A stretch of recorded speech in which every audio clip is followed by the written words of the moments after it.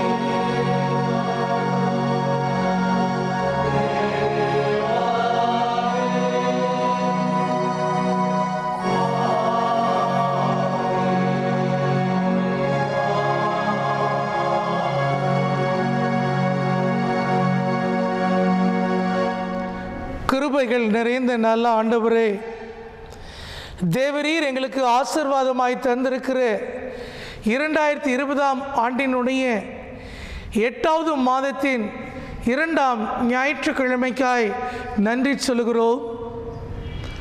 கர்த்தாவே, இந்த நாளிலும் நாங்கள் வீடுகளில் அமர்ந்து சிறு குழுக்களாக அமர்ந்து நாங்களும் எங்களுடைய ஆண்டவராகிய உம்மையும் ஒருங்கிணைக்கக்கூடிய ஒரு ஆராதனை நேரத்தில் ஒன்றிணைக்கப்பட்டிருப்பதற்காக நன்றி சொல்கிறோம்.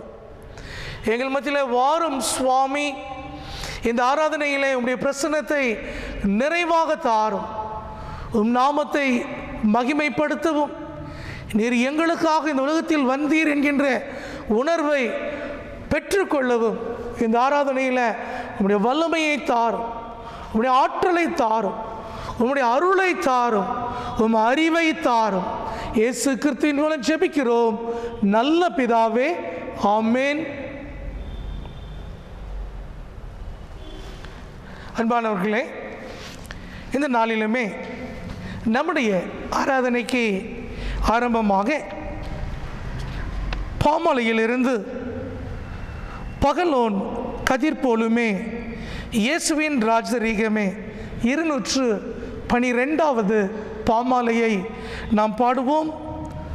ஆராதனையின் துவங்கும் முகமாக தேவன் நாமத்தை மகிமைப்படுத்தும் வண்ணமாக பாமாலை 212 பகலோன் கதிர் போலுமே. Amen.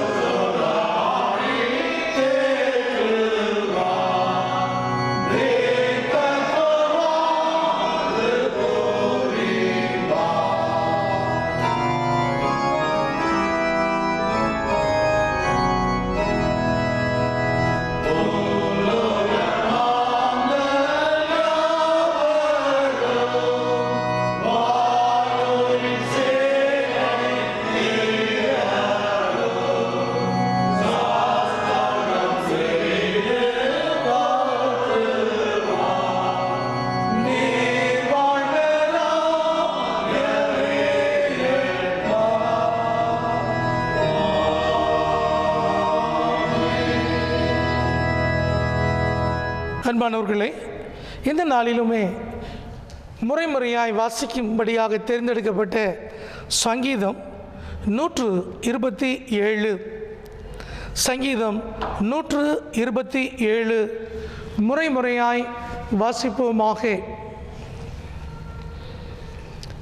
கர்த்தர் வீட்டை கட்டாராகில் அதை கட்டுகிறவர்களின் பிரயாசம் விருதா.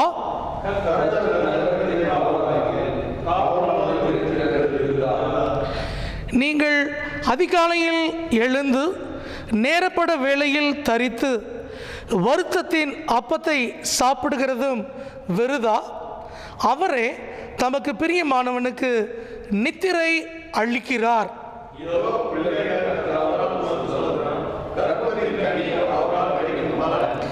வால வயதின் குமாரர் பலவான் கையில் உள்ள அம்புகளுக்கு ஒப்பாய் இருக்கிறார்கள்.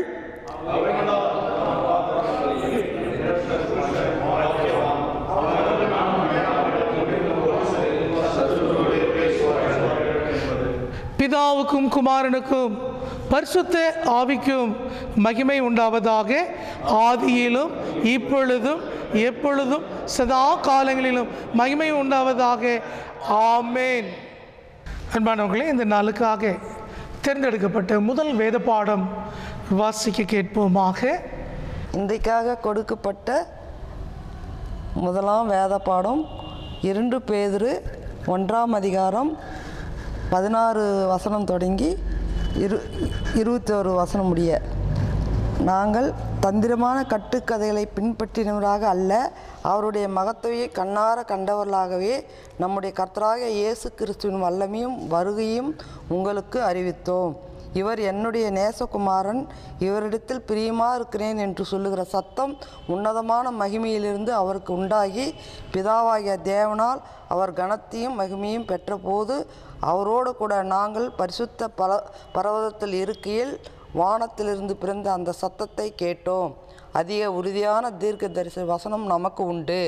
பொழுது விடிந்து விடிவெள்ளி உங்கள் இருதயங்களின் உதிக்குமளவும் இருளில் உள்ள ஸ்தலத்தில் பிரகாசிக்கிற விளக்கை போன்று அவ்வசனத்தை கவனித்திருப்பது நலமாயிருக்கும். வேதத்தில் உள்ள எந்த தீர்க்க தரிசனமும் சுய தோற்றமான பொருளை உடையதாயிராது என்று நீங்கள் முந்தி அறிய வேண்டியதே.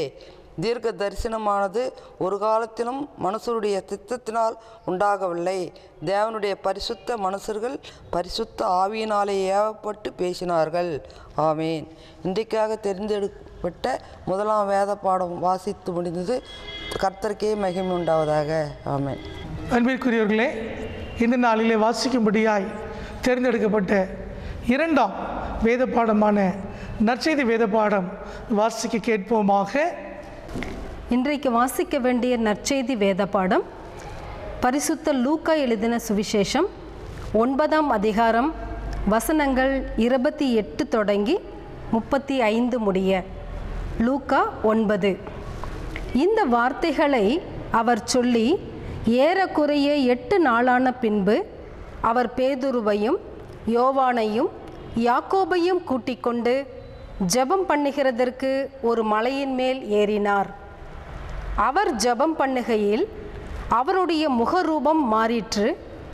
அவருடைய வஸ்திரம் வெண்மையாகி பிரகாசித்தது.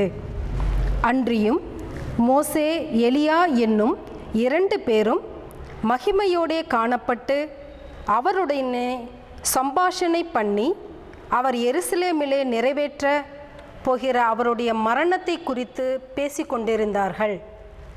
பேதுருவும் அவனோடு இருந்தவர்களும் நித்திரை மயக்கமாய் இருந்தார்கள். ஆகிலும் அவர்கள் விழித்து அவருடைய மகிமையையும் அவரோடே நின்ற 2 பேரையும் கண்டார்கள். அவ்விருவரும் அவரை விட்டு பிரிந்து போகையில் பேதுரு இயேசுவை நோக்கி, ஐயரே, நாம் இங்கே இருக்கிறது நல்லது. உமக்கு ஒரு கூடாரமும் மோசேக்கு ஒரு கூடாரமும் எலியாவுக்கு ஒரு கூடாரமுமாக 3 கூடாரங்களை போடுவோம் என்று தான் சொல்லுகிறது இன்னதென்று அறியாமல் சொன்னான்.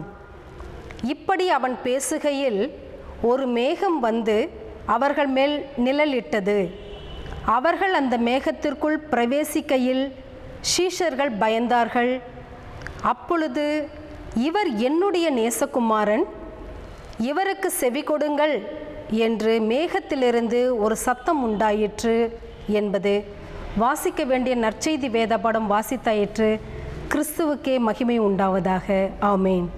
அன்பிற்குரியவர்களே, வசனங்களை வாசிக்க கேட்டிருக்கிற நாம் நம்முடைய விசுவாசத்தை உறுதி செய்து கொள்ளுவோம்.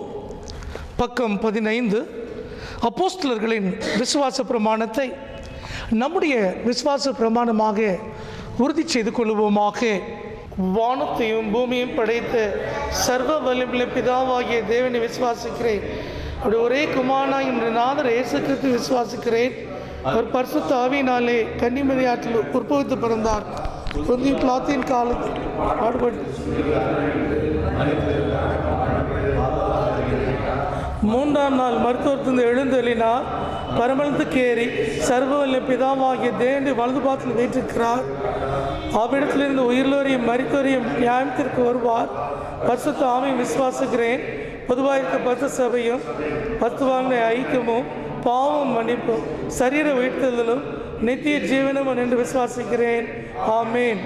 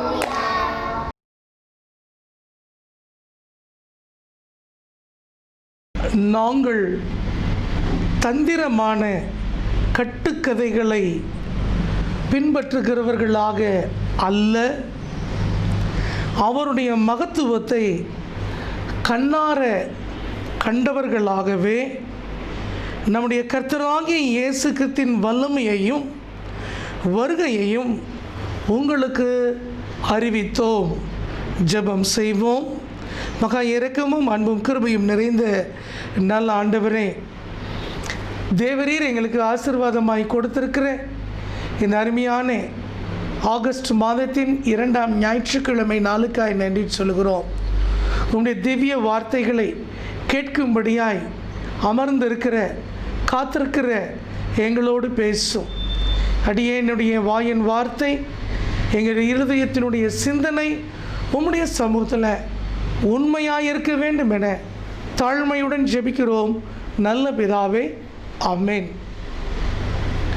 அன்பான திருச்சபையினரே, ஆண்டவராகிய இயேசு கிறிஸ்துவின் நாமத்தினாலே மீண்டும் உங்களை நான் இந்த காலை நேரத்தில் வாழ்த்துகிறேன். கர்த்தர் உங்களை ஆசீர்வதிப்பார். ஆகஸ்ட் மாதம் 6ஆம் தேதி கிறிஸ்து மறுரூபமான திருநாள் என சொல்லி திருச்சபை கிறிஸ்துவினுடைய மறுரூபமான நிகழ்வை கொண்டாடுகின்றது.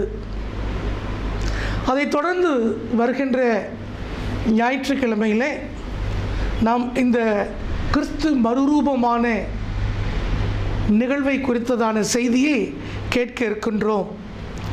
இந்த காலை நேரத்தில் நாம் வேத பாடமாய் வாசிக்க கேட்டு லூக்கா நற்செய்தி நூலில் 9வது அதிகாரத்திலே காணப்படுகின்ற அருமையான சத்தியம், கிறிஸ்து மறுரூபமான அந்த நிகழ்வை குறித்ததான செய்தியை இன்றைக்கு உங்கள் மத்தியில் நான் வைக்கிறேன். The transfiguration of Christ என்று ஆங்கிலத்திலே சொல்லுகின்றோம்.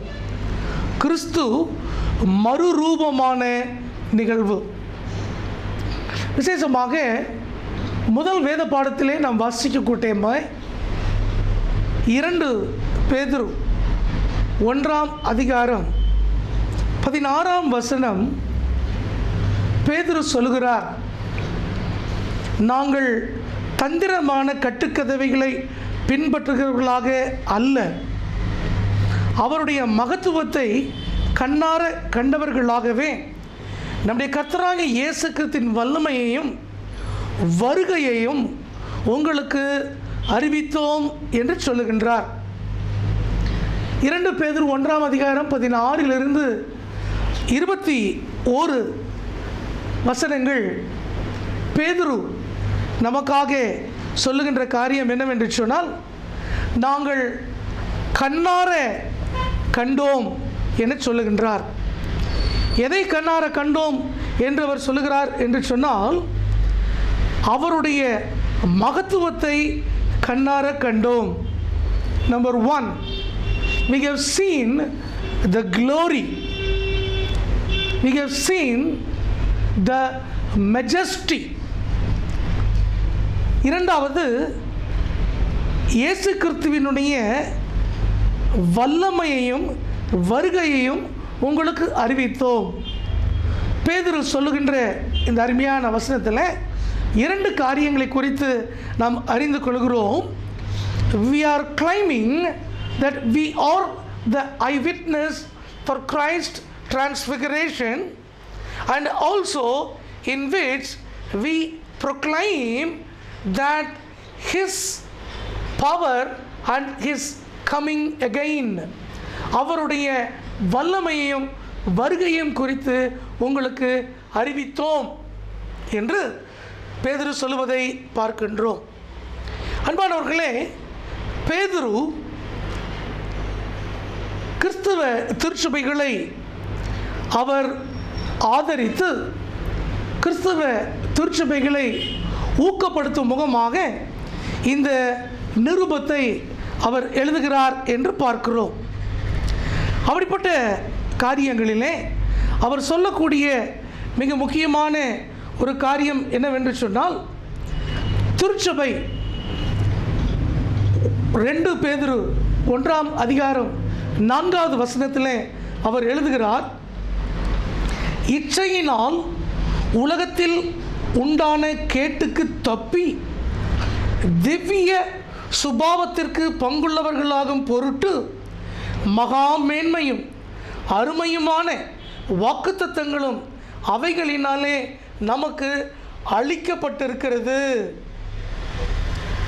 ஆண்டவருடைய வருகை என்பது, இயேசு கிறிஸ்துவினுடைய வாழ்க்கை என்பது இந்த உலகத்திலே உங்களுக்கும் எனக்கும் கொடுக்கக்கூடிய மிக முக்கியமான ஒரு காரியம் என்னவென்று சொன்னால், இந்த உலகத்தில் இருக்கக்கூடிய கேடான காரியங்களிலிருந்து நீங்களும் நானும் விலகி, மாத்திரமல்ல அவருடைய மேன்மையும் அருமையுமான வாக்குத்தத்தங்களை பற்றி கொள்ள வேண்டும் என பேதுரு திருச்சபையை அழைக்கிறார்.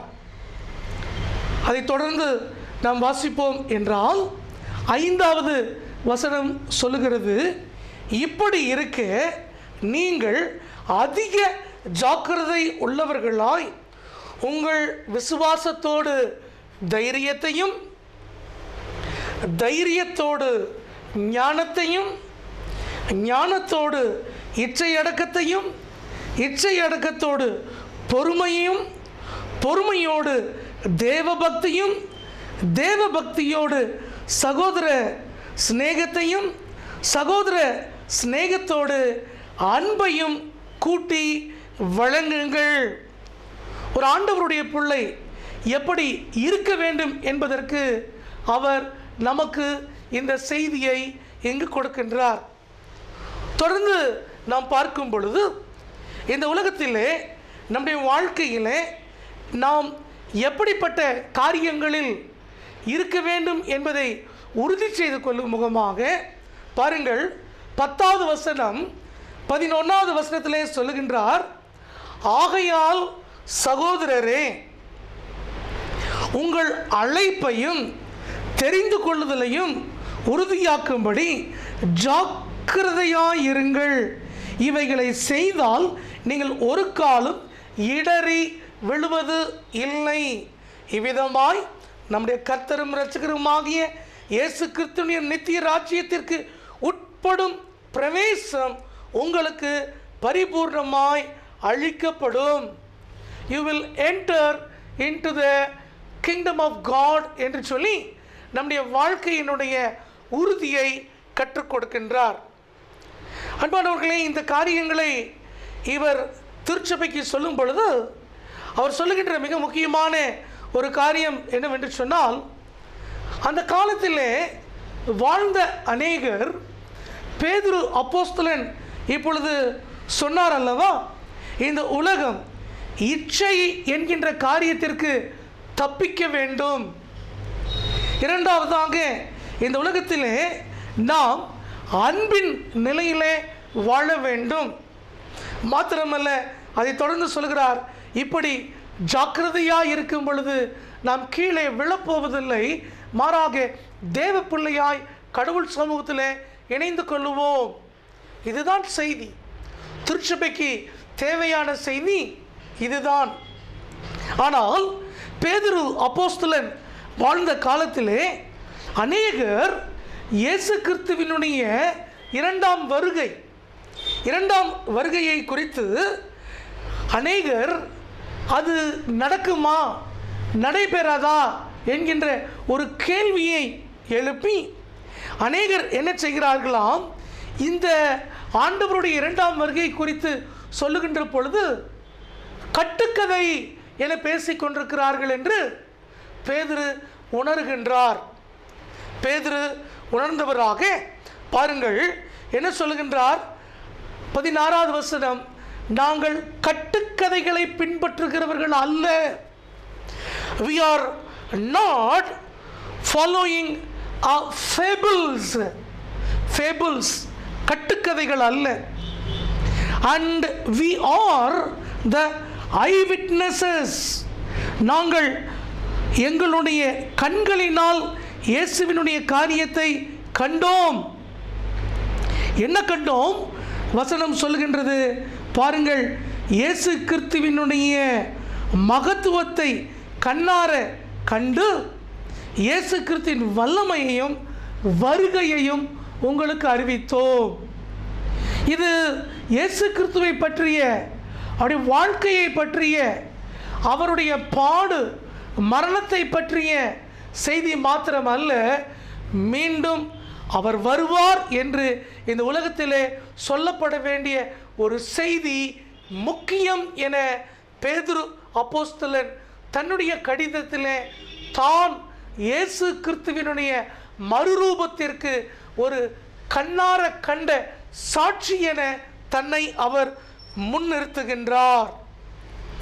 அன்பானவர்களே, இந்த உலகத்திலே கட்டுக்கதை என்று சொல்கிறார்கள். ஆங்கிலத்தில் இதை ஃபேபிள்ஸ் என்று சொல்வார்கள்.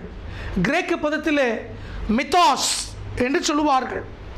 இந்த மித்தாஸ் அல்லது ஃபேபிள் என்பது ஏதோ ஒரு மைய கருத்தை சொல்லுவதற்காக ஒரு உபாயம், ஒரு கதை அல்லது ஒரு உதாரணங்களை சொல்லுவது ஃபேபிள் என்று சொல்லுகிறார்கள். இரண்டாவதாக, முழுமையாகவே கட்டுக்கதை, அதில் உண்மையை குறித்து எந்த ஒரு முக்கியத்துவமும் கொடுப்பது இல்லை. இந்த தந்திரமான கட்டுக்கதைகளை பின்பற்றுகிறவர்களாக அல்ல என பேதுரு இங்கு சொல்லுகிறார் என்று சொன்னால், அன்பானவர்களே, இது மிக முக்கியமான ஒரு காரியம். பின் நாட்களிலே இயேசு கிறிஸ்துவனுடைய இரண்டாம் வருகையை குறித்து, இயேசு கிறிஸ்துவனுடைய வாழ்க்கையை குறித்து, இயேசு கிறிஸ்துடைய பாடு மரணத்தை குறித்து, இயேசு கிறிஸ்துடைய பிறப்பை குறித்து ஒரு முக்கியத்துவம் இல்லாமல் போய்விடுகின்ற ஒரு காலகட்டம் வந்துவிடக் கூடாது என்பதற்காக பேதுரு அப்போஸ்தலன் we are the eyewitness என்று சொல்லி இந்த இடத்துல அவர் தன்னை கொண்டு வந்து நிறுத்துகின்றார். எதற்காக அவர் கண்ணார கண்ட சாட்சியாம்? பாருங்கள், மத்தேயு 17:1-8, மார்க்கு 9:2-8, அதைத் தொடர்ந்து லூக்கா 29:28-36. இந்த 3 நற்செய்தி காரியங்களும் எதை காட்டுகிறது என்று சொன்னால், அன்பானவர்களே, இயேசு கிறிஸ்துவினுடைய மறுரூபமான அந்த காரியத்தை குறித்து பேசுகிறது. டுவானே வாட்சன் என்கின்றவர் இப்படியாக எழுதுகிறார், இயேசு கிறிஸ்துவினுடைய மறுரூபம் என்பது a prophetic vision of God's installation of Jesus Christ, eschatological viceroy என்று சொல்கிறார். a prophetic vision, அதாவது பின் நாட்களில் எப்படிப்பட்ட சந்தேகங்கள் எழும்பும் என்பதை முன்குறித்து உணர்ந்து அதற்காக குறிப்பு சொல்லுவது அல்லது குறிப்பு எழுதுவது, அதை அறிந்து அதற்குரிய காரியங்களை குறித்து பகிர்ந்து கொள்வது ப்ரொலப்டிக் விஷன் என்று சொல்லி டுவானே வாட்சன் என்பவர் இந்த பேதுருவினுடைய இந்த 2 பேதுரு 1:16 குறித்து அவர் சொல்லுகிறார். நாங்கள் அவருடைய இந்த காரியத்திற்கு கண்ணார கண்ட சாட்சிகள் என்று பேதுரு இந்த இடத்துல தன்னை அவர் கிளைம் பண்ணி கொள்கிறார். அந்த உரிமையை கொண்டு வருகிறார். நாங்கள் சாட்சிகள். அன்பானவர்களே, பழைய ஏற்பாட்டு காலத்திலே எந்த ஒரு காரியத்திற்கும் ஒரு தவறு தண்டனை கொடுக்க வேண்டும் என்று சொன்னாலும் 2 அல்லது 3 சாட்சிகள் அவசியம். அல்லது ஒரு காரியத்தை குறித்து ஒரு சந்தேகம் எழும்பும் பொழுது கூட 2 அல்லது 3 சாட்சியங்கள் அவசியம். இது பழைய ஏற்பாட்டிலே நாம் வாசிக்கின்றோம். இதைத்தான் இன்றைக்கு உலகம் அனைத்தும் பின்பற்றி எல்லா நீதி சட்டங்களும் எந்த ஒரு காரியத்திற்கும் சாட்சி என சொல்லி 2 சாட்சிகள் அல்லது 3 சாட்சிகள் என்று சொல்லி இந்த சாட்சியின் காரியங்களை கொண்டு வருகிறார்கள். பாருங்கள், இயேசு கிறிஸ்து மறுரூபம் ஆகின்ற அந்த காட்சியை குறித்து நீங்களும் நானும் பார்க்கும் பொழுது லூக்கா நற்செய்தி நூலிலே 9வது அதிகாரத்திலே நாம் வாசிக்கின்றோம். 28வது வசனம். இந்த வார்த்தைகளை அவர் சொல்லி ஏறக்குறைய 8 நாள் ஆன பின்பு அவர் பேதுருவையும் யோவானையும் யாக்கோபையும் கூட்டிக் கொண்டு ஜெபம் பண்ணுவதற்கு ஒரு மலையின் மேல் ஏறினார். இயேசு கிறிஸ்து 3 சீடர்களை தன்னோடு அழைத்து கொண்டு செல்லுகின்றார். இந்த 3 சீடர்கள் யார்? பேதுரு, யாக்கோபு, யோவான். இவர்கள்தான் இயேசு கிறிஸ்துவினுடைய இந்த மறுரூபமான காரியத்திற்கு சாட்சிகளாய் இருக்கிறார்கள். இயேசு கிறிஸ்து மரிக்கின்ற காலத்திலே அன்றைக்கு யூதாஸ் காட்டிக் கொடுத்தவனாக அவர் மரித்து போகிறார். அப்படி மரித்து போன பொழுது அங்கு யூதாஸுக்கு பதிலாக வேறொரு சீடனை தேர்ந்தெடுக்க வேண்டும் என சீடர்கள் திட்டமிடுகிறார்கள். அப்படி திட்டமிடும் பொழுது அவர்கள் என்ன செய்கிறார்கள் தெரியுமா? இயேசு கிறிஸ்துவை பற்றி முழுவதும் அறிந்த யாராவது ஒருவரைத்தான் இந்த சீடத்துவம் என்கின்ற இயேசு கிறிஸ்துவினுடைய அந்த அப்போஸ்தல பணிக்காக தெரிந்தெடுக்க வேண்டும் என்று சொல்லி அவர்கள் அங்கு திட்டமிடுகிறார்கள் என்று பார்க்கின்றோம்.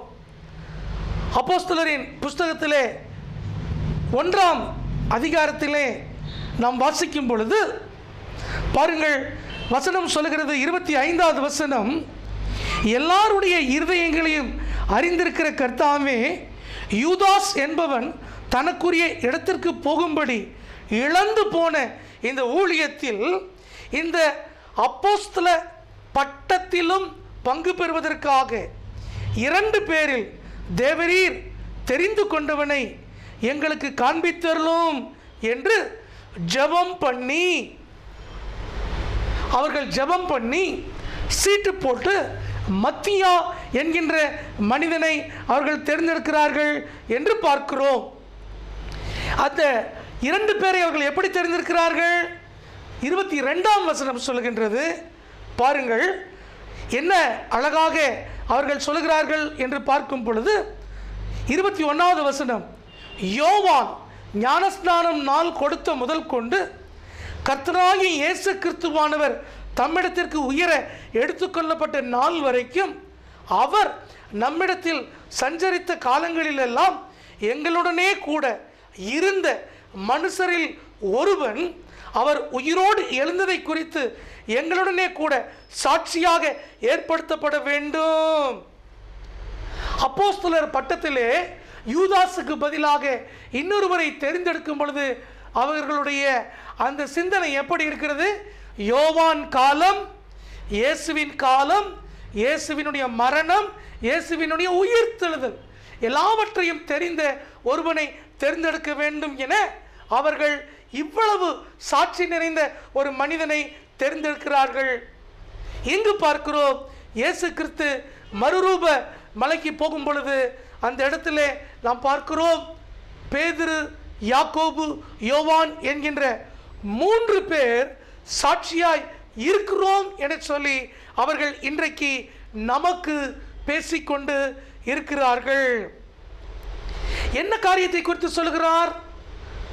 2 பேதுரு 1ஆம் அதிகாரம் 17ஆம் வசனத்தை பார்க்கும் பொழுது பேதுரு சொல்லுகிறார், இவர் என்னுடைய நேசகுமாரன், இவரில் பிரியமாய் இருக்கிறேன் என்று சொல்லுகிற சத்தம் உன்னதமான மகிமையிலிருந்து அவருக்கு உண்டாகி பிதாவாகிய தேவனால் அவர் கனத்தையும் மகிமையையும் பெற்ற போது அவரோடு கூட நாங்கள் பர்வதத்தில் இருக்கையில் வானத்திலிருந்து பிறந்த அந்த சத்தத்தை கேட்டோம்.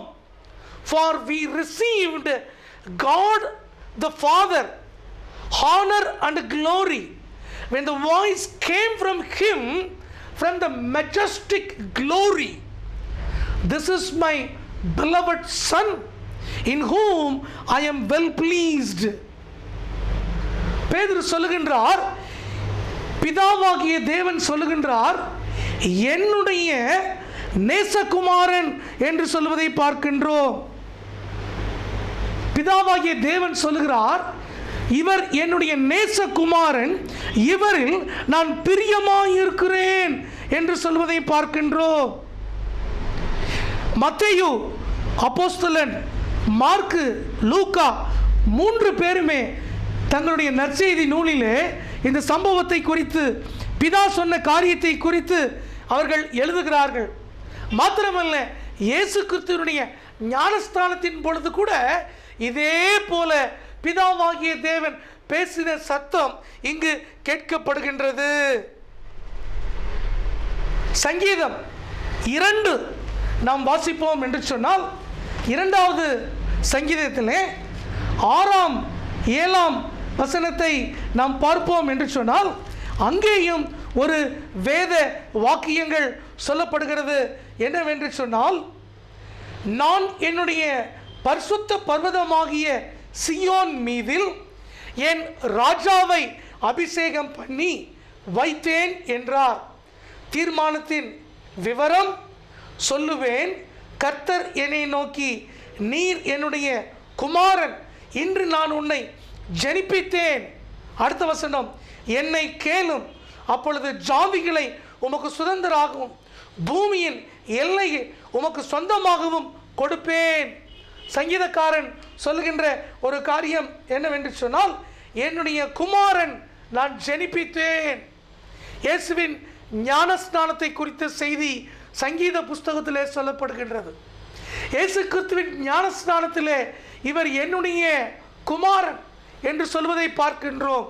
இயேசு கிறிஸ்து மறுரூப மலையிலே அவர் ஜெபிக்க சென்ற பொழுது அங்கு நாம் வாசிக்கின்றோம், இவர் என்னுடைய நேசகுமாரன், இவரில் நான் பிரியமாய் இருக்கிறேன் என்று சொல்லுகின்ற ஒரு காரியத்தை குறித்து நாம் அங்கு பார்க்கின்றோம். ஏன் இந்த காரியத்தை குறித்து அங்கு சொல்லப்படுகிறது என்று பார்க்கும் பொழுது லூக்கா பதிவு பண்ணுகின்றார். மத்தேயுவிலும் மார்க்குவிலும் இந்த செய்தி கொடுக்கப்படவில்லை. லூக்கா பதிவு செய்கின்றார். பாருங்கள், எருசலேமில் நிறைவேற போகின்ற மரணத்தை குறித்து பேசிக்கொண்டிருந்தார்கள். எருசலேமிலே இயேசு எப்படி மரிக்க போகிறார், எருசலேமிலே இயேசுவினுடைய பாடு மரணம் எப்படி உண்டாக போகிறது என்பதை குறித்து பேசுகின்ற ஒரு நிகழ்ச்சி அங்கு உண்டாகின்றது. யார் பேசினார்கள்? முதலாவதாக அந்த இடத்துல நாம் பார்க்கிறோம், பிதாவாகிய தேவன் குமாரனாகிய இயேசு கிறிஸ்துவை குறித்து சாட்சி கொடுத்தார். அந்த சத்தத்தை பேதுரு, யாக்கோபு, யோவான் கேட்டார்கள் என்று சொல்லி நாம் பார்க்கின்றோம். பேதுரு சொல்லுகின்றார், நாங்கள் இந்த பரிசுத்த பர்வதத்தில் இருக்கும் பொழுது, இந்த பரிசுத்த பர்வதம் என்று சொல்லும் பொழுது இது சியோன் மலையா அல்லது தாபோர் மலையா அல்லது எர்மோன் மலையா அல்லது ஒலிவ மலையா என்று பலவிதமான சந்தேகங்கள் உண்டாகின்றது. பிரியமானவர்களே, இது எந்த இடம் என்பதை விட இந்த இடத்திலே இயேசு கிறிஸ்து மறுரூபமான ஒரு செய்தியை பார்க்கும் பொழுது, என்ன மறுரூபமான செய்தி என்று பார்க்கும் பொழுது பாருங்கள், வசனத்திலே நாம் வாசிக்கின்றோம். லூக்கா 9:29 அவர் ஜெபம் பண்ணுகையில், இயேசு கிறிஸ்து மலையின் மீது ஏறி அவர் ஜெபம் பண்ணுகையில் அவருடைய முக ரூபம் மாறிற்று, அவருடைய வஸ்திரம் வெண்மையாகி பிரகாசித்தது. இன்னொரு நற்செய்தி நூலிலே வாசிக்கின்றோம், இந்த உலகத்திலே யாரும் அப்படிப்பட்ட வெண்மையான வஸ்திரத்தை வெளுக்க கூட முடியாத அளவுக்கு வெளிச்சம் நிறைந்ததாய் காணப்பட்டது. முழுமையாக ஒரு மாற்றத்தை அங்கு பார்க்கிறார்கள். அவர் முக ரூபம் மாறிற்று, அவருடைய வஸ்திரம் வெண்மையாகி பிரகாசித்தது. அது மாத்திரமல்ல, நடந்த காரியம் என்ன? 2 பேர் மகிமையோடு காணப்பட்டு அவரோடு பேசினார்கள். இந்த நிகழ்ச்சி நடக்கும் பொழுது அங்கு நடந்த காரியம் என்னவென்று சொன்னால், அங்கு ஒரு மிக முக்கியமான ஒரு காரியம் உண்டாகிறது. அது என்ன காரியம் என்று சொன்னால், அங்கு 2 பேர் வந்து இயேசு கிறிஸ்துவோடு பேசிக்கொண்டிருக்கிறார்கள் என்று பார்க்கிறோம். யார் பேசுகிறார்கள் என்று சொன்னால், அந்த 2 பேர் எலியா, மோசே என்று பார்க்கிறோம். யார் இந்த எலியா, மோசே? எலியாவும் மோசேயும் அன்றைக்கு பழைய ஏற்பாட்டு காலத்தில் மிக முக்கியமாய் அறிந்து கொள்ள வேண்டிய ஒரு அருமையான மக்கள். எலியா இயேசுவோடு பேசுகிறார். எலியா தீர்க்கதரிசிகளிலே ஒரு பெரிய தீர்க்கதரிசி. எலியா எலிசாவினுடைய பேசிக்கொண்டிருந்த பொழுது வானத்திலிருந்து ஒரு அக்னி ரதம் வந்த பொழுது அந்த அக்னியோடு, அந்த காற்றோடு ஒரு சுழல் காற்று போல அவர் எடுத்துக்கொண்டு செல்லப்பட்டார் என பார்க்கிறோம். மோசே அன்றைக்கு நேபோ மலையிலிருந்து பாலும் தேனும் ஓடுகின்ற கானான் தேசத்தை அவன் பார்த்ததோடு சரி, அந்த பாலும் தேனும் ஓடக்கூடிய கானான் தேசத்திற்கு அவன் செல்ல முடியவில்லை. அவன் அந்த மலையிலே மரித்து போனான். கடவுள் அவனை அடக்கம் பண்ணினார் என வேதாகமத்திலே நாம் வாசிக்கின்றோம். மோசேயும் எலியாவும் இயற்கையான ஒரு மரண சம்பவத்தை குறித்து நாம் அறிந்து கொள்ள முடியவில்லை. மாறாக பிதாவினுடைய தேவனுடைய அழைப்பின்படி அவர்கள் மரித்தார்கள் என்று பார்க்கிறோம். அப்படிப்பட்ட அந்த எலியாவும் அப்படிப்பட்ட அந்த மோசேயும் இயேசு கிறிஸ்து மறுரூபமாய் காணப்படுகின்ற அந்த இடத்திலே இயேசு கிறிஸ்துவோடு அவர்கள் பேசிக்கொண்டிருக்கிறார்கள் என்று பார்க்கின்றோம். என்ன பேசினார்கள்? நாம் பார்த்தோம். எருசலேமிலே இயேசுவின் வாழ்க்கையிலே நடக்கக்கூடிய சம்பவங்களை குறித்து அவர்கள் பேசுகிறார்கள். எருசலேம் என்றாலே பாடு, மரணம் என்பதை குறித்து நாம் அறிந்து கொள்ள வேண்டும். இந்த எருசலேம் என்றாலே பாடு, மரணம். அப்போ இயேசு கிறிஸ்துவினுடைய பாடு மரணத்தை குறித்து பேசுவதற்கு மிகவும் தகுதி வாய்ந்தவர்களாக 2 பேரை பிதாவாகிய தேவன் அனுப்பி தருகிறார். மோசே சிறு வயதிலிருந்து பாடுபட்டவன். அவன் வாழ்க்கையிலே மகிழ்ச்சி என்பதை அவன் அனுபவித்தான் என்பதற்கு அநேக இடங்களிலே நமக்கு போதிய உதாரணங்கள் இல்லை. அவன் மிகவும் தன்னுடைய வாழ்க்கையிலே பாடுகளை அனுபவித்து கொண்டு வந்தவன். பார்வோன் இடத்திலே அவன் பேசி இஸ்ரவேல் மக்களை விடுதலை பண்ணினவன். இஸ்ரவேல் மக்களை வழிநடத்தும் பொழுது அவன் மிகுந்த சோர்வுக்குள்ளாக ஆகின்ற காரியங்களை எல்லாம் நாம் பார்க்கிறோம். அப்படிப்பட்ட மோசே ஒரு சிறந்த தகுதி வாய்ந்தவன். மனித குமாரனாகிய தேவகுமாரனாகிய இயேசு கிறிஸ்துவின் பாடு மரணத்தை குறித்து பேசுவதற்கு ஒரு சிறந்த தகுதி வாய்ந்தவன் என மோசே அங்கு நிற்கிறார். எலியா நம்மை போல பாடுகள் உள்ள ஒரு தாசன் என வேதம் சொல்லுகிறது. அப்படி பாடுகளை அனுபவித்த அந்த எலியா பிற்காலத்திலே தன்னுடைய வாழ்க்கையிலே அநேக தீர்க்கதரிசிகளை அவர் உருவாக்கின பிறகு ஆண்டவர் அந்த எலியா தீர்க்கதரிசியை ஒரு அற்புதமாக, ஒரு மிகப்பெரிய அடையாளமாக, ஒரு மிகப்பெரிய ஆச்சரியமான நிலையிலே எடுத்துக்கொண்டார். அந்த எலியா இயேசுவை குறித்து பேசுவதற்கு அங்கு நிற்கிறார் என பார்க்கிறோம். எலியா பேசிக்கொண்டிருக்கிறார், மோசே பேசிக்கொண்டிருக்கிறார், இயேசு கிறிஸ்து பிதாவினிடத்திலே ஜெபித்துக் கொண்டிருக்கிறார். இந்த நிலையிலே பிதாவானவர் இயேசு கிறிஸ்துவை குறித்து பேசுகிறார். அவருக்கு, அவருடைய சத்தத்துக்கு செவி கொடுங்கள் என்று சொல்வதை பார்க்கின்றோம். அவருடைய சத்தத்துக்கு நீங்கள் என்ன செய்ய வேண்டுமா? நீங்கள் செவி கொடுக்க வேண்டும் என்று சொல்லி அங்கு சொல்லப்படுகின்ற ஒரு காரியத்தை குறித்து நாம் பார்க்கின்றோம். இதை குறித்து தான் பேதுரு அப்போஸ்தலன் சொல்லுகின்றார், இவைகளுக்கு நாங்கள் சாட்சிகள், இவைகளுக்கு நாங்கள் சாட்சிகள், அந்த சத்தத்தை நாங்கள் கேட்டோம் என்று அவர் சொல்வதை பார்க்கின்றோம். அன்பானவர்களே, இந்த காரியங்கள் எல்லாம் வேதாகமத்திலே, தீர்க்கதரிசிகள் பழைய ஏற்பாட்டிலே அநேக காரியங்களை குறித்து எழுதியிருக்கிறது என எலியா பேசுகிறார். மோசே இந்த உலகத்திலே ஆதியாகமத்திலிருந்து எல்லா காரியங்களும், இந்த உலகத்திலே மனிதகுமாரன் பிதாவின் சித்தத்தை எப்படி நிறைவேற்றும் என்பதை குறித்து மோசே பேசுகின்றார்.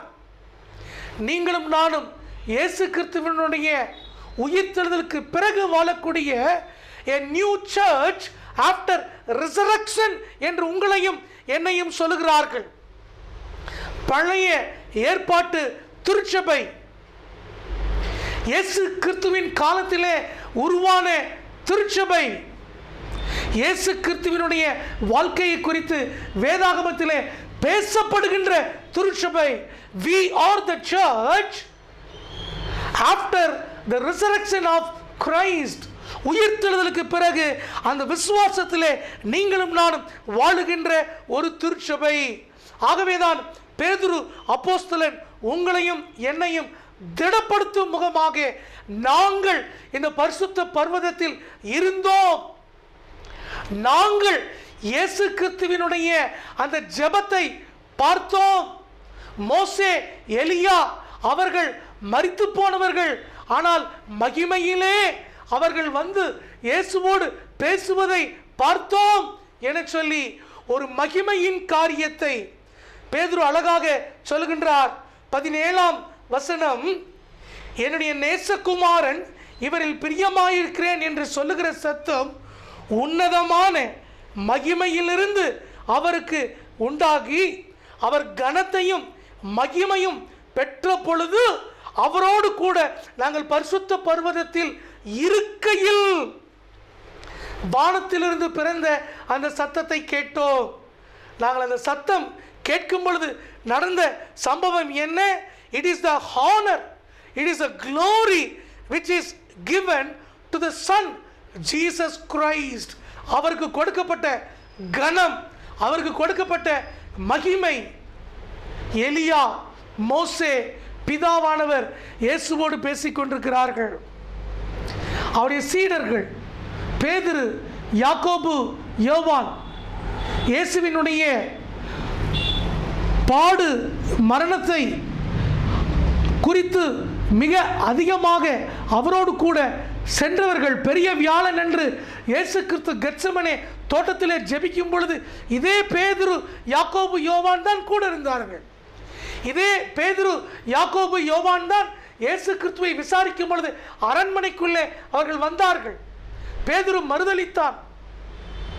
யாக்கோபு அந்த பக்கம் அவர் வரவில்லை. ஆனால் யோவான் இவைகளெல்லாம் கண்டு பிற்காலத்திலே அவன் தரிசனங்களை கண்டு சாட்சி கொடுக்கிறவனாய் இருந்தான். பேதுரு மறுதலித்தாலும் என் ஆடுகளை மேய்ப்பாயாக என்று இயேசு கிறிஸ்து பேதுருவினிடத்தில் ஒரு உறுதிமொழி வாங்கி இருப்பதினால், இயேசு கிறிஸ்துவினிடத்தில் நான் உங்களை நேசிக்கிறேன் என உறுதி அவன் செய்து கொடுத்திருப்பதினால் பேதுரு திருச்சபைகளுக்கு இந்த கடிதம் வாயிலாக அவர் உங்களையும் என்னையும் இந்த நாளிலே ஆற்றுகிறார், தேற்றுகிறார், வழிநடத்துகின்றார். திருச்சபை மக்களாகிய நீங்களும் நானும் எப்படி இருக்க வேண்டும் என கற்றுக் கொடுக்கிறார். பாவ இச்சைகளுக்கு விலக வேண்டும். இந்த உலகத்திலே நீங்களும் நானும் சகோதர சிநேகத்திலே அன்பு கூற வேண்டும். இப்படிப்பட்ட ஒரு வாழ்க்கை வாழும் பொழுது இந்த ஜாக்கிரதையான வாழ்க்கையிலே நீங்களும் நானும் பரலோகத்தின் பிள்ளைகளாய், உயிர்த்தெழுந்த தேவனுடைய பிள்ளைகளாய் மாற முடியும் என அவர் சொல்லி இந்த மறுரூப மலையின் செய்தியை உங்களுக்கும் எனக்கும் அவர் விவரித்து சொல்கின்றார். கடைசியாக இங்கு நாம் பார்க்கின்றோம். பாருங்கள், நடந்த காரியம் என்னவென்று சொன்னால் 19வது வசனத்திலே நாம் வாசிக்கின்றோம். அதிக உறுதியான தீர்க்க தரிசன வசனம் நமக்கு உண்டு. பொழுது விடிந்து விடிவெள்ளி உங்கள் இருதயங்களில் உதிக்கும் அளவும் இருளுள்ள ஸ்தலத்தில் பிரகாசிக்கின்ற விளக்கை போல அவ்வசனத்தை கவனித்திருப்பது நலமாயிருக்கும். அந்த வசனத்தை கவனித்திருப்பது நலமாயிருக்கும் என்று சொல்லி பேதுரு அப்போஸ்தலன் இங்கு சொல்வதை பார்க்கின்றோம். You do well, you heed it as to a lamp shining in a dark place, let you be shine என்று சொல்வதை பார்க்கிறோம். Knowing this thing first, that no prophecy of scripture is private interpretation. வேதத்தில் உள்ள எந்த தீர்க்க தரிசனமும் சுயமாய் தோன்றினது அல்ல. வசனங்கள் எவையும் சுயமாய் தோன்றினது அல்ல. இந்த வேத வசனம் எதுவும் கட்டுக்கதை அல்ல. இந்த வேத வசனம் எந்த நிலையிலும் அது ஒரு ஒரு ஒரு பிரைவேட் கான்வர்சேஷன் அல்ல என்று சொல்வதை பார்க்கிறோம். No prophecy ever came by the will of man. தீர்க்க தரிசனமானது ஒரு காலத்திலும் மனுஷ சித்தத்தில் உண்டானது அல்ல. But holy men of God spoke, being moved by the Holy Spirit. தேவனுடைய பரிசுத்த மனிதர்கள் பரிசுத்த ஆவியினாலே ஏவப்பட்டு பேசினார்கள். தேவனுடைய மனிதர்கள் பரிசுத்த ஆவியினாலே ஏவப்பட்டு பேசினார்கள். வேத வசனம் பரிசுத்த ஆவியானவரினால் ஏவப்பட்டது. வேத வசனம் பரிசுத்த ஆவியினாலே ஏவப்பட்டு எழுதப்பட்டது. பேதுரு அப்போஸ்தலன் சொல்கிறார், இதை நான் எழுதுவதற்கு காரணம், இந்த உலகத்தில் இயேசு கிறிஸ்துவின் மரணம் உயிர்த்தெழுதலுக்கு பிறகு பிற்காலத்திலே ஒரு சந்தேகம் வரும். இயேசு கிறிஸ்துவின் வாழ்க்கை ஒரு கட்டுக்கதை, இயேசு கிறிஸ்துவினுடைய பிறப்பு, இயேசு கிறிஸ்துவினுடைய வாழ்க்கை, இயேசு கிறிஸ்துவின் மரணம், இயேசு கிறிஸ்துவின் உயிர்த்தெழுதல் ஒரு கட்டுக்கதை என்று சொல்லக்கூடிய ஒரு உபாயம், ஒரு தந்திரம் இன்றைக்கு உலகத்திலே வந்துவிடும். அநேக கள்ள தீர்க்கதரிசிகள் எழுப்பி விடுவார்கள், கள்ள போதகர்கள் எழுப்பி விடுவார்கள், கள்ளத்தனமாய் இந்த உலகத்திலே பேசிக்கொண்டிருப்பார்கள். இயேசு எப்பொழுது வருவார் தெரியாது, இந்த உலகத்திலே நீ எப்படி வேண்டுமானாலும் இருக்கலாம், நீ என்ன வேண்டுமானாலும் செய்யலாம் என சொல்லிக் கொண்டிருப்பார்கள். ஆனால் பிரியமான தேவஜனமே, இயேசு கிறிஸ்துவினுடைய பிள்ளைகளாகிய நீங்களும் நானும் இயேசு கிறிஸ்துவினுடைய சாட்சிகளாய் இருக்கும்படியாக பேதுரு சொல்கின்றார். தம்முடைய மகிமையினாலும் காருண்யத்தினாலும் நம்மை அழைத்தவரை அறிகிற அறிவினாலே ஜீவனுக்கும் தேவ பக்திக்கும் வேண்டிய யாவற்றையும் அவருடைய திவ்ய வல்லமையானது நமக்கு தந்திருக்கிறது. இந்த உலகத்திலே நமக்கு கொடுக்கப்பட்டிருக்கிற காரியம் என்னவென்று பார்க்கும் பொழுது அவருடைய மகிமை, அவருடைய காருண்யம், இதிலே நீங்களும் நானும் அவரை அறிகின்ற அறிவுக்கும் தேவ பக்திக்கும் இந்த உலகத்திலே இப்படி வாழ்வதற்குரிய எல்லா காரியங்களும் கொடுக்கப்பட்டிருக்கிறது. நாங்கள் சாட்சிகள், கண்களால் கண்டோம் என பேதுரு எழுதுவதை பார்க்கின்றோம். எதற்காக இங்கு இந்த காரியத்தை குறித்து அவர் சொல்கிறார் என்று சொல்லும் பொழுது பாருங்கள் பிரியமானவர்களே, பொழுது விடிந்து விடிவெள்ளி உங்கள் இருதயங்களில் உதிக்கும் அளவும், விடிவெள்ளி உங்களில் உதிக்கும் அளவும் பேதுரு சொல்லுகின்றார், இந்த உலகத்திலே விடிவெள்ளியாக இயேசு கிறிஸ்து இந்த உலகத்திலே வந்தார். என்னாகமம் 24:17 பார்க்கின்றோம், யாக்கோபிலே ஒரு வெள்ளி உதிக்கும். வெளிப்படுத்தின விசேஷம் 22:16 நாம் வாசிக்கின்றோம், I am the root of the offspring of David, the bright and morning star. 22:16 சொல்லுகின்றது, நான் தாவீதின் வேரும் சந்ததியும் பிரகாசமுள்ள விடிவெள்ளி நட்சத்திரமுமாய் இருக்கின்றேன். விடிவெள்ளி உங்கள் இருதயங்களில் உதிக்கும் அளவும் இருள் உள்ள ஸ்தலங்களில் பிரகாசிக்கின்ற விளக்கை போல அவ்வசனத்தை கவனித்திருப்பது நலம். நீங்களும் நானும் இந்த உலகத்திலே எப்படி இருக்க வேண்டுமாம்? ஒரு வெளிச்சத்தை போல. இந்த வெளிச்சம் உங்களிலும் என்னிலும் எப்படி கொடுக்கப்படுகிறது? வேதாகமத்தின் மூலம் கொடுக்கப்படுகின்றது. கர்த்தருடைய வார்த்தை உங்கள் கால்களுக்கு தீபம், உங்கள் பாதைக்கு வெளிச்சம். அந்த வெளிச்சம் உங்களுக்குள்ளே வரும் பொழுது வேத வசனங்கள் எல்லாம் மறைந்து போகும். எப்பொழுது? இயேசு கிறிஸ்துவின் இரண்டாம் வருகையிலே. இந்த உலகத்தினுடைய தீர்க்க தரிசனங்கள் அனைத்தும் நின்று போகும். எப்பொழுது? இயேசு கிறிஸ்துவினுடைய இரண்டாம் வருகையிலே. இந்த உலகம் மாறி போகும், இந்த உலகம் அகன்று போகும். எப்பொழுது? இயேசு கிறிஸ்துவின் இரண்டாம் வருகையிலே. அப்படி என்று சொன்னால் இயேசு கிறிஸ்துவினுடைய இரண்டாம் வருகை என்பது நிச்சயம்.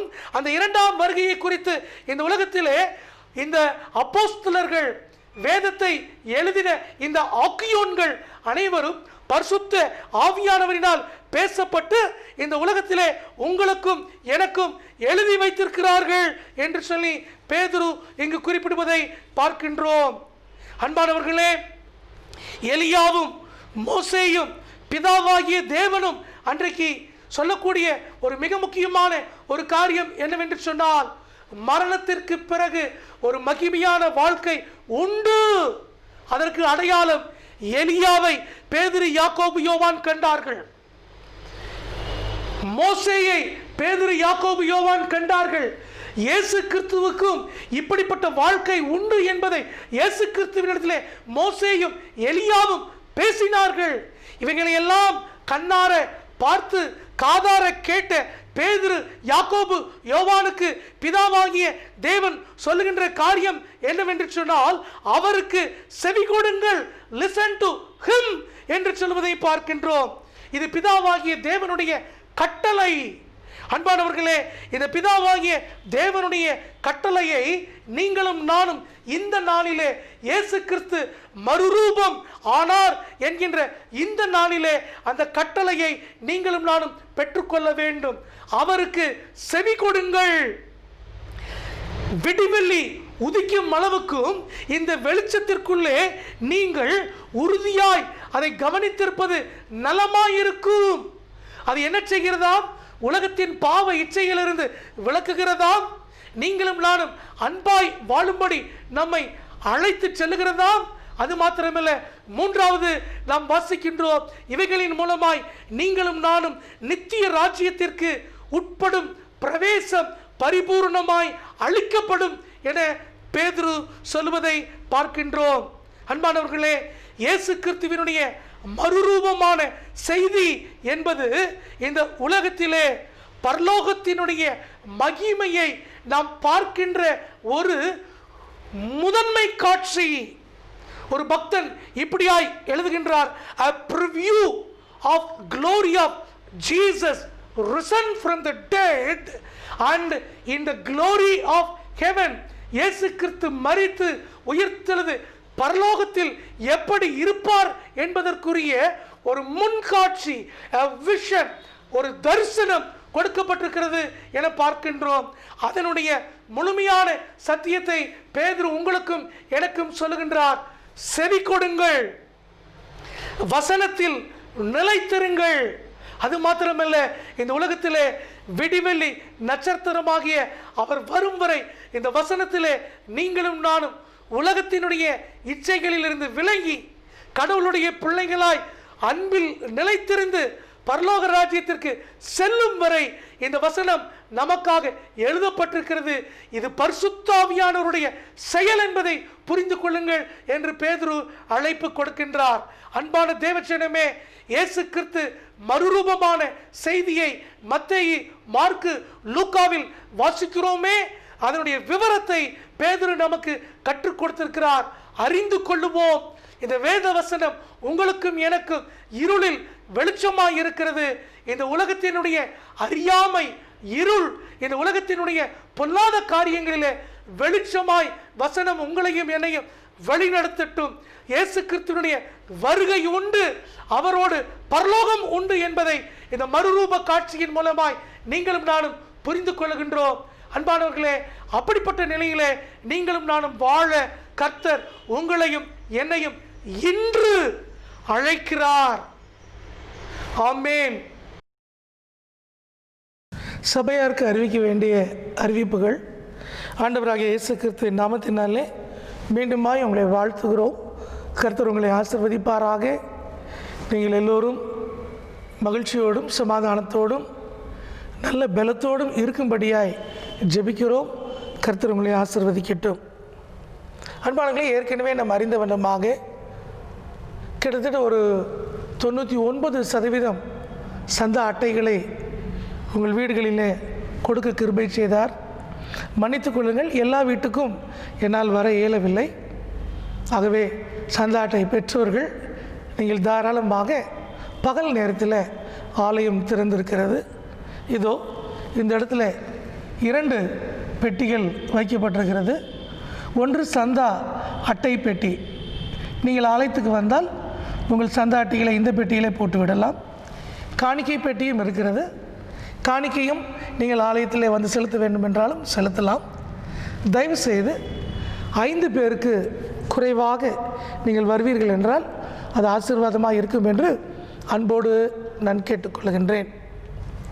இரண்டாவதாக, இந்த ஆராதனை முடிந்தவுடனே கோயம்புத்தூர் திருமண்டலத்தின் சார்பாக ஓய்வு நாள் பாடசாலை யூடியூபில் பிள்ளைகள் அனைவரும் அதில் கலந்து கொள்ளும்படியாக அன்போடு கேட்டுக்கொள்கிறேன். இந்த நாளில் விசேஷமாக ஒடுக்க கூட்டம் என சொல்லி அதை ஒழுங்கு செய்திருக்கிறார்கள். பெற்றோர் சற்று நேரம் பிள்ளைகளோடு அமர்ந்திருந்து பிள்ளைகளுடைய அந்த ஒடுக்க கூட்டத்தை யூடியூப் மூலமாக அவர்கள் அட்டென்ட் பண்ண நீங்கள் உதவி செய்யும்படி அன்போடு கேட்டுக்கொள்கின்றேன். அதே வண்ணமாக நேற்றைய தினம் சனிக்கிழமை மதியம் 2 மணிக்கு நம்முடைய ஆலயத்தில் வைத்து திடப்படுத்துதல் வகுப்புகள் ஆரம்பித்திருக்கிறோம். தம்பி தங்கைகள் வந்திருக்கிறார்கள். அன்பானவர்களே, 14 வயது இந்த டிசம்பருக்குள்ளாக பூர்த்தியாகும் என்று சொன்னால் அப்படிப்பட்ட பிள்ளைகளை நீங்கள் அனுப்பி தாருங்கள். உங்கள் பிள்ளைகளை இப்படி திடப்படுத்தல் வகுப்பில் இணைத்து ஊக்குவிப்பது பெற்றோருடைய கடமை. தயவு செய்து நீங்கள் அப்படி செய்யும்படி அன்போடு கேட்டுக்கொள்கின்றேன். இந்த வாரத்தில் பிறந்த நாட்களையும் திருமண நாட்களையும் நினைவு கூறுகின்ற அன்புள்ளங்கள் அனைவரையும் கர்த்தர் தாமே ஆசீர்வதிப்பாராக. திருமண அறிவிப்பு. நமது சபையை சேர்ந்த இயேசுவடியான் திருமதி தாயம்மாள் என்கின்ற அன்பு பெற்றோருடைய மகன் ஈஸ்டர் ஜாஷுவா என்கின்ற மணமகனும் சென்னை திருமண்டலம் பம்மல் சிஎஸ்ஐ தூய பர்தலமேயு ஆலயத்தை சேர்ந்த ஜோசப் சோபனா ராணி தம்பதியினருடைய மகள் ஜோஸ்லின் என்பவரும் திருமணம் செய்து கொள்ள இருக்கிறார்கள். இவரும் இந்த தூய நிலையிலே ஒன்றாக்கப்படக்கூடாதபடி நியாயமான காரணம் இருக்கும் என்று சொன்னால் அதை சபையின் குருவானவருக்கு எழுத்து மூலம் தெரிவிக்க வேண்டும். இது இவர்களுக்கு முதலாம் அறிக்கை. ஜெபம் செய்வோம். மகா இரக்கமும் அன்பும் கிருபையும் நிறைந்த நல்ல ஆண்டவரே, கோவிட்-19 என்கின்ற பேண்டமிக் தொற்று காலத்திலே வாழ்ந்து கொண்டிருக்கிற இப்படிப்பட்ட சூழ்நிலையிலும் தேவன் எங்களுக்கு ஆசீர்வாதமாய் தந்த இந்த எலக்ட்ரானிக் கேட்ஜெட்ஸ் அனைத்திற்காய் நன்றி சொல்கிறோம். TCBN சேனல் மூலமாக, யூடியூப் மூலமாக இந்த ஆராதனையிலே நாங்கள் பங்கு பெற கிருபை செய்தீர். உம்மை நன்றியோடு துதிக்கின்றோம். இதோ இந்த காலங்களில் எல்லோரும் சுகமாய் பலமாய் வாழ கர்த்தர் அருள் தாரும். திருமண நாட்களையும் பிறந்த நாட்களையும் நினைவு கூறுகின்ற அன்புள்ளங்கள் அனைவரையும் கர்த்தர் ஆசீர்வதிப்பீராக. விசேஷமாய் சுகவீனமாய் பலவீனமாய் இருக்கிற எங்களுடைய அன்பு குடும்பத்தினுடைய பெரியவர்கள் வயதானவர்கள் எல்லாருக்கும் உங்களுடைய பூரண பலனை தந்து உங்களுடைய கிருபையை ஒவ்வொரு குடும்பத்தோடு அருளும்படியாய் மன்றாடுகின்றோம். சுவாமி, இதோ அருமையான எங்கள் திருச்சபையிலே ஈஸ்டர் ஜாஷுவா, சென்னை பம்மல் திருச்சபையிலே ஜோஸ்லின் என்கின்ற இந்த அன்பு பிள்ளைகளுடைய திருமண ஆயத்தங்களுக்காய் நன்றி சொல்கிறோம். கர்த்தர் இந்த ஆயத்தத்தையும் திருமண ஆராதனையும் ஆசீர்வதிப்பீராக. உம் நாமம் உயர்ந்திருக்கட்டும். இயேசு கிறிஸ்துவின் மூலமே ஜெபிக்கிறோம் நல்ல பிதாவே, ஆமேன். அன்பானவர்களே, ஆண்டவருடைய திருவுள்ள சித்தம் என்பது இந்த உலகத்தில் அவர் நம்மண்டை வருவதற்காகவும் அவருடைய பிள்ளைகளாக உலகத்திற்குள் நாம் செல்லும்படியாகவும் நாம் அழைப்பு பெற்றிருக்கிறோம். ஆகவே ஆண்டவர் இந்த உலகத்திலே கடந்து வந்தார். அந்த உணர்வை உணர்ந்தவர்களாக நம் அனைவரும் எழுந்து நின்று கீர்த்தனையிலிருந்து 156வது பாடல், ஐயா நான் வந்தேன், தேவ ஆட்டுக்குட்டி வந்தேன் என்ற பாடலை நாம் பாடுவோம். கீர்த்தனை எண் 156.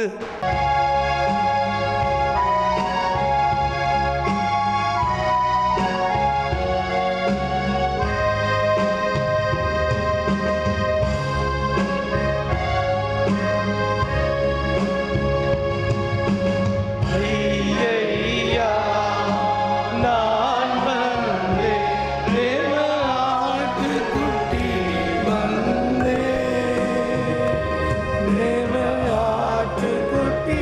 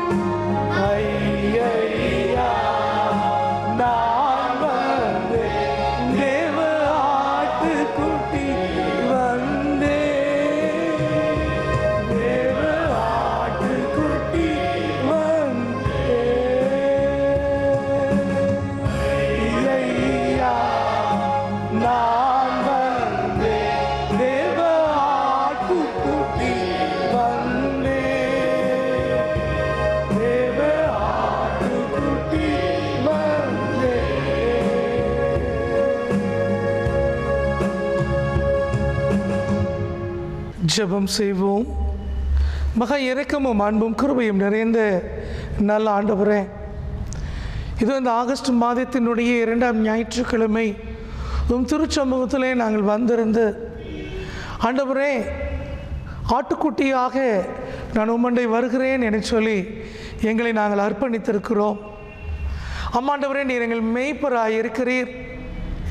எங்களை வழி நடத்துகின்ற பிரதான ஆசாரியராய் இருக்கிறீர்.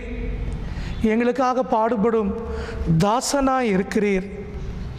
ஆண்டவரே, நீர் இந்த உலகத்தில் வந்து இந்த உலகத்தில் தீர்க்க தரிசனங்கள் யாவும் நிறைவேறும்படியாக, உம்முடைய வார்த்தைகள் யாவும் மீண்டும் உம்முடைய வருகை வரும் வரை நிறைவேறும்படியாக எல்லாவற்றையும் வழிநடத்துகின்ற கர்த்தாதி கர்த்தராய் நீர் இருந்ததற்காக நாங்கள் நன்றி சொல்லுகின்றோம். கர்த்தாவே, இதோ உம்முடைய பிள்ளைகளாய் நாங்கள் ஒன்று சேர்ந்து உம்மை ஆராதிக்கின்ற இந்த வேளையிலே உலகமெங்கும் உண்டாயிருக்கக்கூடிய COVID-19 என்கின்ற இந்த பேண்டமிக் சிச்சுவேஷனை ஆண்டவரே நாங்கள் உணர்ந்து அறிந்து உம்முடைய திரு சமூகத்தில் மன்றாடி ஜெபிக்கின்றோம். கர்த்தாவே, எங்களோடு கடந்து வார்.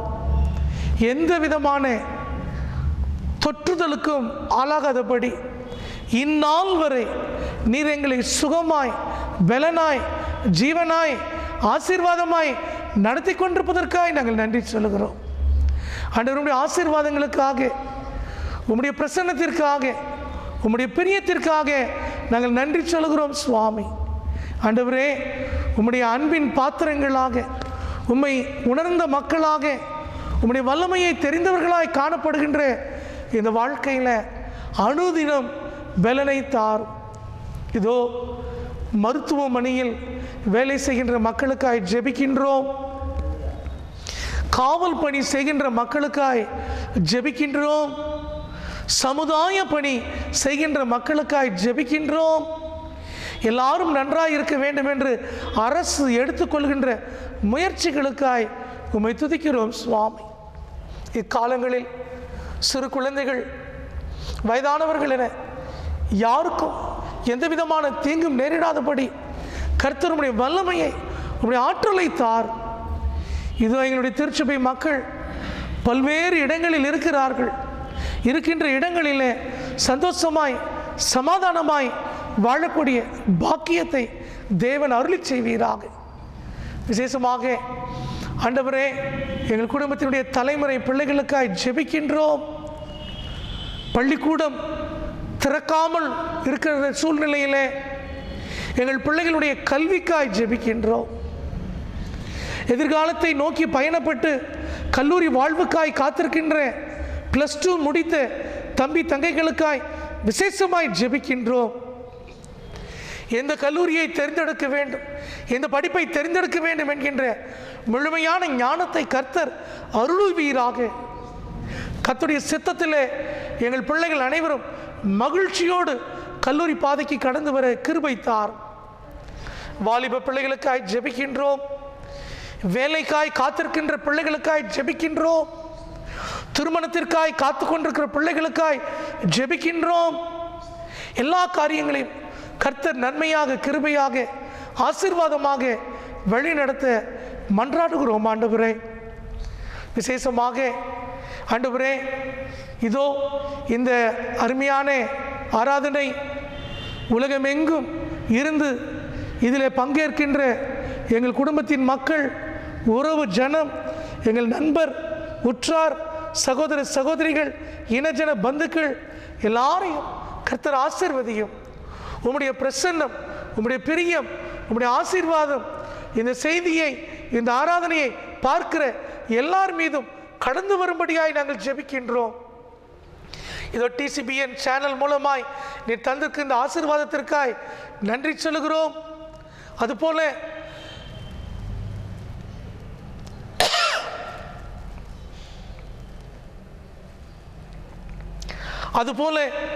மற்ற திருச்சபை நடத்துகின்ற எல்லா ஆராதனையும், மற்ற திருச்சபை மக்கள்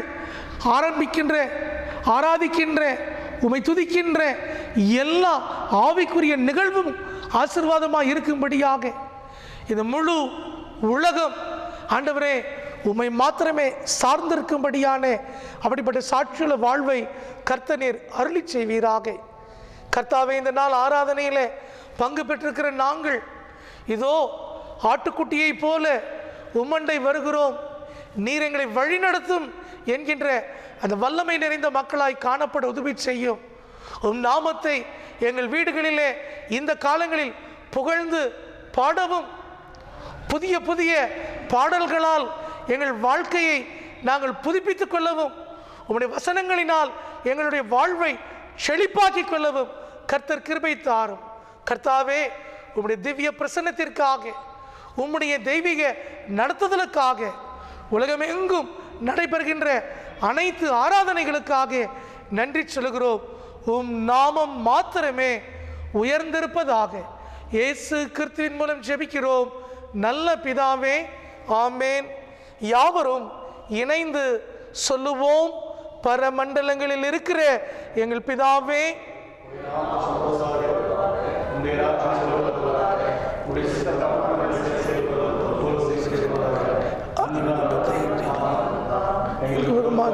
மன்னிக்கிறது போல்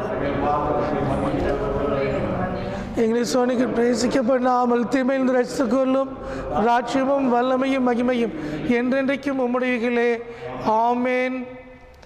ஆண்டவராயிருக்கிற இயேசு கிறிஸ்துவினுடைய கிருபை, பிதாவாகிய தேவனுடைய அன்பு, பரிசுத்த ஆவியானவருடைய ஆளுகையும் சமாதானமும் நிறைவும் நம் அனைவரோடு கூட இன்றும் என்றும் சதா காலமும் நிலைத்திருப்பதாக.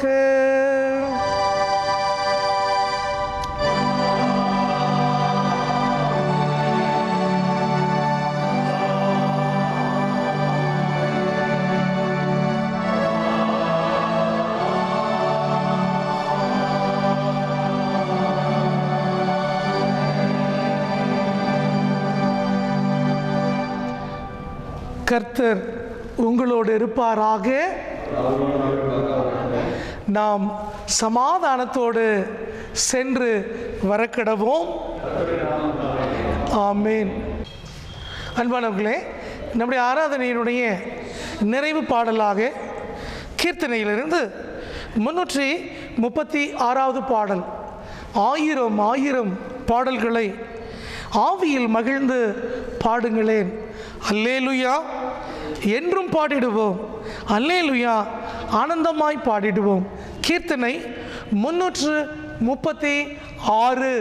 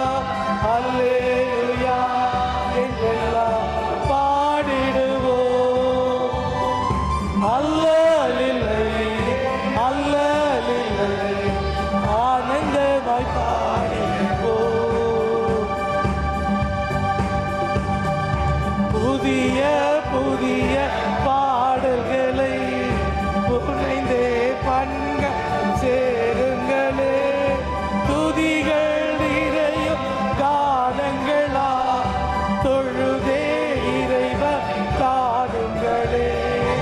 அல்லேலுயா அல்லேலுயா என்றெல்லாம் பாடிடுவோம். அல்லேலுயா ஆனந்தமாய் பாடிடுவோம்.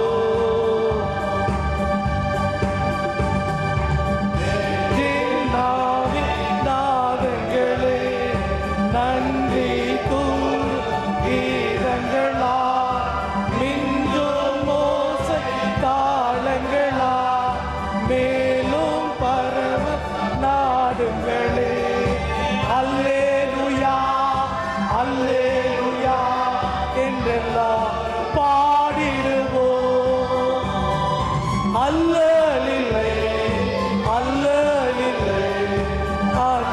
ஆனந்தமாய் பாடிடுவோம். எந்த நாளும் காலங்களும் இறைவனை போற்றும் நேரங்களே, சிந்தை குளிந்து ஆண்டுகளா சீயோனின் கீதம் பாடுங்களே. அல்லேலூயா அல்லேலூயா என்றெல்லாம் பாடிடுவோம்.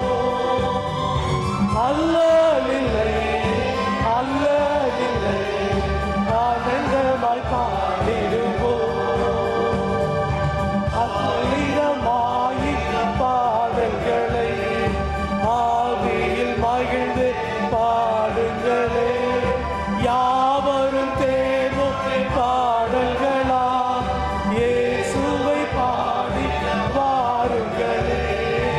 அல்லேலூயா அல்லேலூயா என்றெல்லாம் பாடிடுவோம். அல்லலில்லை அல்லலில்லை ஆனந்தமாய் பாடிடுவோம்.